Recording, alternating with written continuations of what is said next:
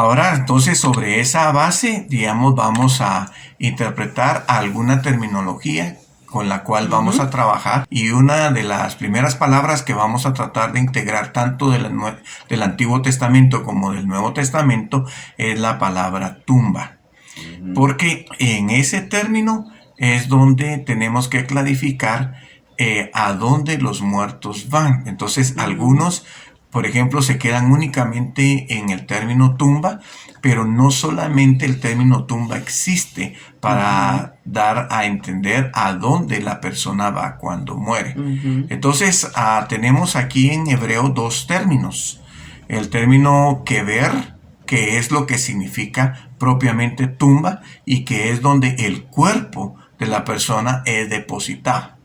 Pero hay otro término que en el Antiguo Testamento es manejado con mucha o poca información, pero ya Dios ya había de alguna manera estimulado el pensamiento de la época a creer que cuando una persona moría, su totalidad no quedaba en la tumba, sino que había algo más allá de lo que realmente era la tumba. Y esta es la palabra Seol. Seol en el Antiguo Testamento sencillamente refiere al lugar a donde los muertos van. ¿Verdad? No era la tumba, sino se fue a un lugar. El cuerpo está en la tumba, pero la persona se fue a un lugar. No tenían mucha información. Por eso es que David dice, en el Seol nadie te alaba, ¿verdad? Pero ¿cómo sabía David que en el Seol nadie lo alababa, ¿verdad? Si al final no tenía mucha información sobre eso. Entonces, en hebreo kever es tumba, Seol es lugar de los muertos, y tenemos en griego sus equivalentes. El equivalente para tumba en griego es nemeion, que es el lugar donde los cuerpos son depositados, y Hades, que es el lugar de los muertos. Así que Seol lo vamos a encontrar en el Antiguo Testamento, Hades en el Nuevo Testamento, pero el concepto es equivalente. Las personas decían, los hebreos decían, el lugar de los muertos decían Seol, allá en el Seol, digamos. Y los griegos decían igual, allá en el lugar de los muertos, y ellos decían Hades. Hades, exactamente, porque las palabras eran equivalentes una a la otra. La otra palabra que es importante que tengamos en cuenta en su etimología también es la palabra espíritu y alma. Y esta sí nos da un poquito más de trabajo porque es un término que se usa indistintamente en la escritura, no necesariamente asociada una con la otra, sino se usa de una manera en que se utiliza una figura literaria que se conoce en la palabra sinécdoque, y el trabajo de la sinécdoque es que se utiliza únicamente una parte para representar el todo. Por eso es que en algunos casos tenemos que se usa la palabra alma y en otros casos tenemos la palabra espíritu. Pero ambas palabras están representando la totalidad de la parte intangible del ser humano. Bueno, eso iba a decir, que en realidad hasta en español es una palabra difícil. Muchas veces uno puede así estar solamente platicando y diciendo, ay, es que mi espíritu, y luego decir, ay, pero es que aquí en el alma, y estamos hablando de lo mismo, ¿verdad? Esa parte que es intangible. Es intangible. Aunque ya cuando uno se pone a estudiar, se da cuenta que cada una de ellas, de alguna forma, tiene como un papel distinto. Una función particular. Por eso es que es importante conocerla, y nos vamos entonces a ver ahí que en hebreo se utilizaba la palabra ruah. En algunos casos se pone la H al final, en otros casos la J, porque se pronuncia como ruaj. Y esta palabra es la que se usa para referirse al espíritu. Y luego tenemos la palabra nefesh, que es la que se usa también para referirse al alma. Algo que tal vez me gustaría ampliar en esta palabra nefesh es que, como todo término, no solamente tienen un sentido. Nefesh en el Antiguo Testamento también tiene un sentido de garganta, o tiene un sentido de la persona en su totalidad. Entonces se usa nefesh a sus gargantas, ¿sí? Es parte de uno de los sentidos, pero nefesh se usa también para designar el alma. de la persona, ¿verdad? Y el alma, digamos, como una parte del ser, y que en algunos casos se usa la sinécdoque para poder usar el alma como la representación total de la persona. Estas cosas son importantes conocerlas y saberlas, ¿no? Bueno, la verdad es que nosotros tenemos que ser honestos al decir que cada vez que trabajamos con un idioma que no es el nuestro, implica mucho más trabajo y tenemos que ser amplios, porque no es lo mismo pensar en nuestro idioma que en otros idiomas. Aún nosotros en nuestro propio idioma podemos usar una misma palabra con diferentes sentidos. Correcto. El hecho de decirle a alguien, por ejemplo, simplemente voy a decir cabezón. Puede ser que estemos hablando con mucho respeto de alguien con su cabeza grande. Pero si lo ponemos en el sentido coloquial, le decimos a alguien cabezón, le estamos queriendo decir, ay, no entiende, ay, a esa persona le cuesta mucho, a esa persona es así difícil, o hasta decimos tontito. Por eso es que se hace importante el manejo del contexto, porque el contexto es el que nos identifica el uso en que el término está siendo usado.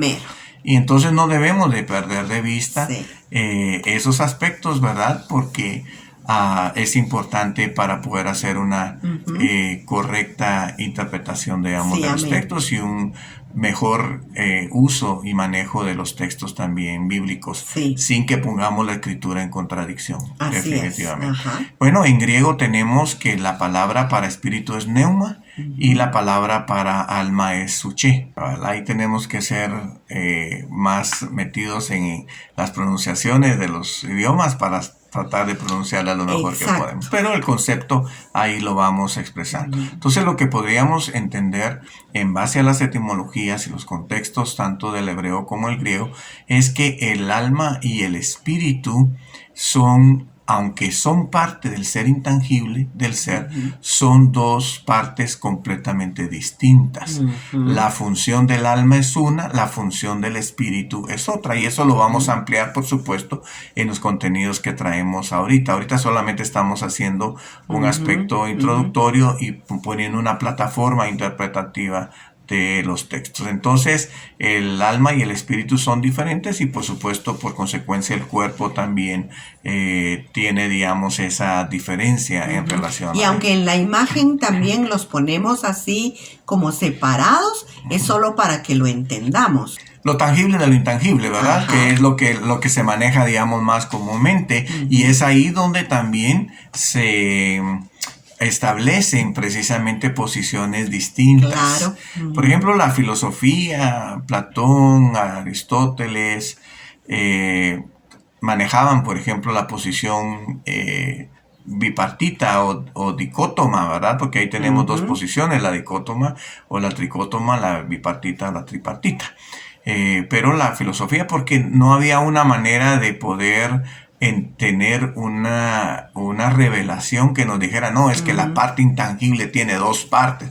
La psicología ha venido trabajando, por supuesto. Es algo que se ha evolucionado. Ha evolucionado. La filosofía también se ha tenido que apoyar en las diferentes ciencias, ¿verdad? Porque la filosofía tiene que ver solamente con el razonamiento, cómo yo entiendo las cosas. En cambio, ya la psicología trabaja ya propiamente en lo que es meterse a conocer las distinciones del ser. Entonces tenemos ahí la posición dicótoma, que tiene que ver únicamente con alma y, digamos, con cuerpo, alma y espíritu en un solo bloque. Pero tenemos la segunda posición, que es la que establece que estamos hechos de tres partes: espíritu, alma y cuerpo. Esas son las dos posiciones, pero al final nosotros tenemos que establecer la posición desde la perspectiva bíblica. O sea, ¿cuál es la posición? ¿Qué dice la Biblia? Porque ahí en la Biblia nosotros sí tenemos revelación. Sí tenemos a alguien que nos dice, es que Dios dice que somos así. no Ajá. tanto de que Que yo pienso, exacto, no que el yo filósofo, siento, exacto, que yo creo, me no, me parece. parece aquí por eso es que me encanta a mí el asunto de la teología, porque la teología es una ciencia también. Claro. La teología no son razonamientos, opiniones o conceptos, son estudios, son investigaciones que se hacen desde la perspectiva de la revelación especial que Dios nos ha dado en la palabra, pero también de la revelación en la creación que Él hizo también. Ahí tenemos nosotros también y tienen base gramatical, tiene base histórica, tiene una base interpretativa con las leyes que se necesitan en la interpretación, que no solo se usan para la Biblia, sino para cualquier documento. Todo eso es importante porque cuando nos paramos desde el punto de vista solo es que yo creo, es que así lo oí o así me parece, es realmente una base muy floja. Sí, por eso me gustó mucho y traemos a colación nuevamente el método interpretativo que el doctor Luis Zabaleta nos presentó. El método interpretativo es el gramático histórico. O sea que no podemos nosotros interpretar un texto sin conocer gramática. Y no podemos interpretar un contexto si no conocemos la historia. Así es. Entonces eso tiene que ser vital en la interpretación de los textos. Amén. Y ahora vamos a pasar entonces, ¿qué es lo que la Biblia nos dice? ¿Cuál es la posición que la palabra nos da y que está expresada precisamente, yo lo voy a decir de esta manera, en la inteligencia nada más y nada menos que del apóstol Pablo? Amén. ¿Verdad? Que Dios la usó. Así que me gustaría que pudieras referirte a este texto que tenemos ahí referenciado. Muy bien. Primera de Tesalonicenses, capítulo 5, verso 23. Y que el mismo Dios de paz os santifique por completo, y que todo vuestro ser, espíritu, alma y cuerpo, sea preservado irreprensible para la venida de nuestro Señor Jesucristo.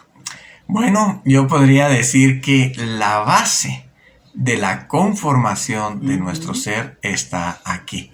Y todos los textos que nosotros tomemos de la Escritura, tanto del Antiguo Testamento como del Nuevo Testamento, deben de estar ajustados a esta base que el apóstol Pablo ha presentado de la conformación del ser. Porque aquí sí él nos está diciendo que todo el ser consiste precisamente en espíritu, alma y cuerpo. Y por supuesto que algunos refieren a usar este mismo orden que el apóstol Pablo usó aquí, porque el espíritu toma la supremacía de la conformación del ser.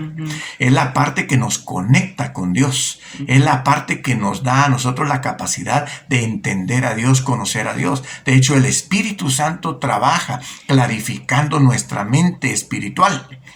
Por eso es que, digamos, la palabra nos dice que el hombre natural no puede entender las cosas que son del espíritu porque se han de discernir espiritualmente. El espíritu de la persona que no tiene a Cristo está muerto, que es lo que dijo el apóstol Pablo en Efesios capítulo 2, versículo 1. Estabais muertos en vuestros delitos y pecados. Entonces no hay capacidad, digamos, comprensión ni discernimiento espiritual. Y yo sí haría un reto en este momento, en este estudio, a que todos los que nos llamamos creyentes busquemos el discernimiento espiritual, la claridad dada por el Espíritu, para poder tener la comprensión que Dios quiere que tengamos de su palabra. Claro. Y la parte del alma, por supuesto, es la esencia de nuestro ser como seres creados por Dios, ¿verdad? Que es la que le da todo el instinto, la emocionalidad a nuestro ser, está radicado en el alma. Y aunque el alma tiene una mente pensante, que es la mente carnal, porque el que no tiene el espíritu también piensa, pero no tiene la capacidad de poder razonar de una manera amplia. Eso nos lo dice Pablo en 1 Corintios 2, que dice, ¿quién conoce las cosas de Dios que están en él, sino el espíritu que está en él? ¿Y quién conoce las cosas del hombre que están en él, sino el espíritu que está en él? Entonces, esa parte es muy importante, entender esa distinción entre el espíritu y el alma, y que definitivamente quien nos está dando toda esa revelación es Dios a través del apóstol Pablo, el gran intelectual, ¿verdad?, del Nuevo Testamento. El estudioso. Dios usó, ahí es donde vemos las características particulares del gran apóstol Pablo, ¿verdad? Un gran erudito. Claro. Gran erudito. Yo creo que eso es importante también porque así como Pedro, que él tenía su personalidad tan salida y que era listo, ¿verdad? Porque él siempre estaba ahí diciendo las cosas antes, pero tuvo sus limitaciones precisamente por no tener los grados de estudio que Pablo tuvo. Pablo se le abrieron las puertas ante los reyes, se le abrieron las puertas ante los eruditos griegos, que en aquel entonces era la gente más culta. La gente que de veras sabía. De hecho, en las universidades todos los referentes que tenemos son griegos y griegos romanos, ¿verdad? Entonces son cosas importantes, hermanos. Por eso es que nosotros los animamos, que estudiemos la palabra de Dios, que no nos demos por vencidos diciendo, no, eso solo es para los pastores o algo así. No, hermanos, la palabra de Dios está servida en bandeja para cada uno de nosotros y solo es de que pidamos en oración ayuda y usemos las herramientas. ¿Cuáles? Diccionario, ahora que tenemos concordancias bíblicas, comentarios bíblicos que, como lo decía en otra clase, ya alguien hizo el trabajo por nosotros. Ya no necesito yo agarrar papel y lápiz para sacar ciertas cuentas, porque ya hubo quien sacó los años y cuánto duró esto y cuánto duró lo otro. Solo es que querramos informarnos. Sí, y lo único que yo haría de recomendación también es que si tenemos, de alguna manera, cuando leemos un documento o un libro, revisar la fuente, digamos, de dónde viene, porque por supuesto que van a tener un enfoque de desvirtuar estos aspectos, como también de virtualizarlos, ¿verdad? Entonces la fuente de dónde estamos tomando la información es sumamente importante.